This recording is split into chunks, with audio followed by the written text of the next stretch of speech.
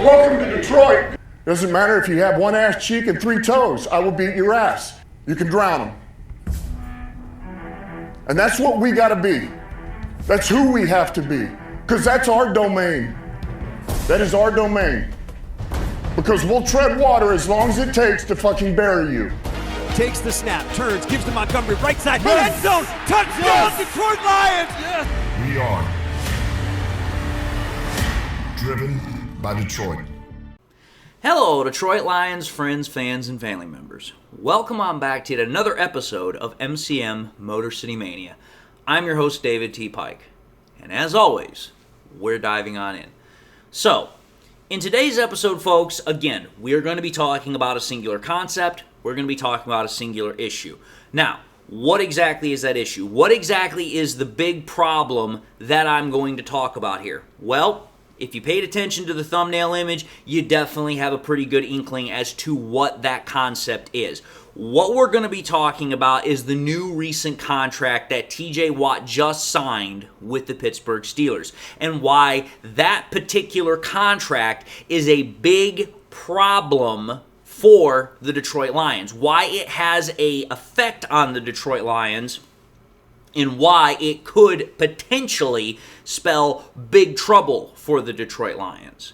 Now, let's first and foremost understand something here. The reason, first and foremost, why TJ Watt's contract is a problem for the Detroit Lions, why that piece of news is not too particularly good for the Detroit Lions, is because the Lions have their own edge rusher that they themselves are going to have to sign. They're going to have to find a way to extend here pretty damn quickly. That edge rusher, obviously, is Aiden Hutchinson. Currently, the Lions have him under contract. They just picked up his fifth-year option, so they don't have to sign him to a contract right away. But that contract that they're going to have to try and negotiate and get him to sign, it is coming sooner rather than later. And that's why this problem is going to become a much bigger one, because it is getting pushed further and further to the forefront of the Lions' issues that they must address. Now, just for a little bit of recap here, the Pittsburgh Steelers, they announced, and also TJ Watt announced, that they had reached an agreement. That agreement is for a 3-year contract that is worth $123 million. Of that $123 million, 108 of it is fully guaranteed. So we are talking about a nearly fully guaranteed contract here, folks, which for a player of TJ Watt's status, that is something you would expect. TJ Watt is one of the best edge rushers in the business. This is a guy that whenever he is on the field, he is going to make an impact of some type. Whether he's fully healthy or not, whether he's able to get sacks or not, that's just the type of player that TJ Watt is. Offensive linemen, offensive coaches, they have to know where he is at all times, because that is the type of player that he is. He has definitely earned this deal.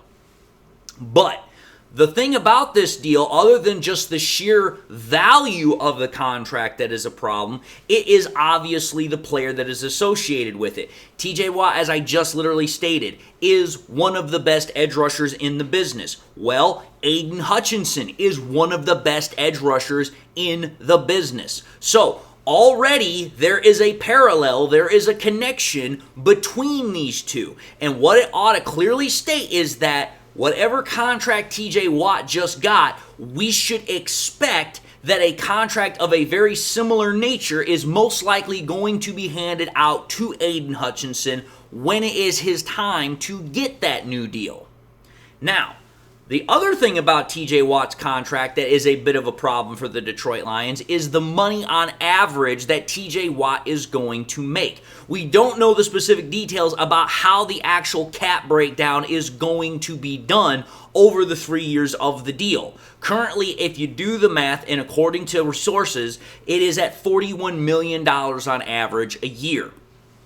In my likely opinion, chances are this contract is going to be broken down one of two ways. It is either going to be broken down evenly over those 3 years, or it's probably going to be backloaded. The reason why it would be backloaded is because of how busy the Steelers have been this offseason, bringing in Aaron Rodgers, bringing in DK Metcalf. There's a lot of guys that they've brought in. That means that a lot of money has been spent, which means they have to make sure that they have enough resources, they have enough funds to be able to go into the season without being in the red. Now, when we're talking about TJ Watt's contract, the financial value, that is a big problem for the Lions. But the reason why it is a problem, other than the financial aspect and also for TJ Watt's status as a player, is because of what TJ Watt has been able to do in his past. Let's understand something here. TJ Watt is 30 years old. This is not his first contract that he has signed with the NFL or with an NFL team. In fact, this is now his third contract that he has signed. He signed first, obviously, his rookie contract. He then signed a rookie extension a couple of years ago. So this is now his third contract. Well, in order to understand what we would potentially be able to expect for Aiden Hutchinson, we have to do a little bit of research. We have to do a little bit of comparative statistical analysis. When we take a look at TJ Watt's first 3 years in the NFL, this was a guy that had already established himself in those first 3 years as a dominant force, as one of the best edge rushers. If you go back and you take a look at his stats over the first 3 years that he was in the NFL, he was an absolute terror. He had almost 200 combined tackles. He had 36 tackles for loss. He almost had 35 sacks. He had 15 forced fumbles and also had 3 interceptions. This is a guy that, as I stated, he makes an impact when he's on the field. And it clearly shows up in how he impacts opposing offenses, whether it's in terms of sacks, whether it's in terms of forcing fumbles, or getting interceptions. This is a guy that clearly is a nightmare for opposing offenses. Now, as I clearly just stated, this is not the first time that TJ Watt has signed a contract in the NFL. But it is very interesting how the Steelers handled the TJ Watt contract issues over the years, and already the similarities that the Lions are setting up in that very same pattern. The Steelers, after they had drafted TJ Watt in the first round, they exercised the fifth-year option on him in 2020. Which was the 4th year just before his final year, which is that 5th-year option, was set to expire. In that 5th year, so in 2021, they then signed him to a 4-year, $112 million contract, of which $80 million of it was guaranteed, which had an average of about $28 million a year. So, that right there was the rookie extension contract that TJ Watt got. But obviously, that does not make any sense or does not have any bearing on what TJ Watt just signed. I'm just putting that out there to show you the very interesting parallel as to what the Lions are currently doing and how they're probably going to handle Aiden Hutchinson. And again, that bears in mind taking a look at what Aiden Hutchinson has done over the first 3 years of his career as well. Because when you take a look at Aiden Hutchinson's first 3 years, yes, he has not played as many games as TJ Watt did in his first 3 years, and that is primarily due to the fact that, hey, you know what? He only played 5 games last year. But take a look at the numbers. If you take a look at Aiden Hutchinson's first 3 years in the NFL, he's had 122 combined tackles, so about 50 less than what Watt had. But he's had pretty much the same amount of tackles for loss at 30. He's had 28.5 sacks. He's had 4 forced fumbles, significantly less than Watt, but he's also had 4 interceptions. The reason why those stats are important is because, again, of the similarity of the comparison of how the Steelers handled Watt versus what the Lions are currently doing with Hutchinson. Again, as we already know, the Lions exercised the 5th-year option on Hutchinson earlier this offseason. So they have already taken the exact same first step that the Steelers did with Watt back in 2020. So we've already set up that first step. Now when you go back to Hutch's production, which is quite similar to what Watt did in his first 3 years, you already are starting to see a pattern of how the Lions not only are handling things very similarly to how Watt was when the Steelers were going into that contract extension for his rookie year, or his rookie deal, pardon me, but you also get a very good idea that the value of the contract that Hutch is about to get is going to be very similar to what he just got. Because let's think about this. Had Hutch played all 17 games this season, first and foremost, there's no doubt in my mind that the tackles for loss would have been similar, if not slightly better. The tackles themselves would have been a lot more similar. But the thing that would have definitely been surpassed in comparison to what Watt did in his first 3 years would have been the sacks. Again, let's understand something here. Aiden Hutchinson had 7.5 sacks in his first 5 games, and only 5 games that he played last year. Had Hutch played the full 17 games, if you just do the basic math of 7.5 times 3, which would have gotten you, with those 5 games, so 5 times 3 would have gotten you to 15 games, Aiden Hutchinson could have gotten to 21 or 22 sacks last year. At that point, he would have had well more than what TJ Watt had in his first 3 years. That would have made a very, very interesting comparison, and it would have highlighted just how much value, especially in terms of the statistics, that Aiden Hutchinson has to the Detroit Lions. But here's the thing, even if the stats don't show it, everybody and their brother knows the value that Aiden Hutchinson has to the Detroit Lions. It's not up for debate. It's not even close to up for debate. Aiden Hutchinson is an absolute terror. There is a reason why in 3 years he is considered one of the best edge rushers in the business. There is a reason why he is considered one of the best players in the NFL. That is the kind of disruptive force that Aiden Hutchinson has. And as such, that disruptive force means that he is going to get, just like TJ Watt just got, a massive deal. Now, because of that, that then brings into, like I said, the massive problem, the troublesome aspect of TJ Watt's contract. Because if you take a look currently, Nick Bosa has the largest total value contract of all edge rushers at $170 million in total value. However, TJ Watt's brand new contract that he just signed with the Steelers has now surpassed, it has now superseded what used to be the highest average value in terms of per year for an edge rusher, which was Myles Garrett, who his average per year was at $40 million. Well, as I said earlier in this recording, now TJ Watt is at $41 million. So he now has on average an extra $1 million per year compared to Myles Garrett. So, what we're clearly seeing here is that TJ Watt's contract, while it did not reset the edge market in terms of total value, it did reset the market in terms of average value per year. And again, when 108 of the $123 million of the total value is fully guaranteed, that also is a big fact. It is a big part of the equation as to how this contract is going to impact how the Lions have to handle giving a new contract to Aiden Hutchinson. So the whole point of the matter is that when Hutch's new deal is going to come up, and it is going to come up sooner rather than later, it just got way more expensive. And the reason why it just got more expensive is not just because of the fact that TJ Watt just signed a contract, though that does play a massive factor into this.